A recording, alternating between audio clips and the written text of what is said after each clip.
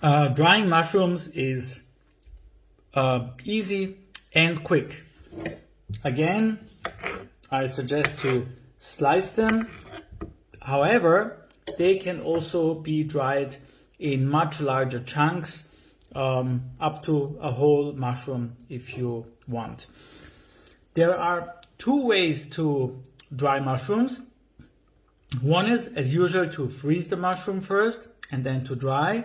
But the other method would be to put the mushroom unfrozen into the machine. And what will happen then is that actually the mushroom will be cooked, because now we are not transforming ice to vapor, but since it's not frozen, water inside of the mushroom is going to start to cook.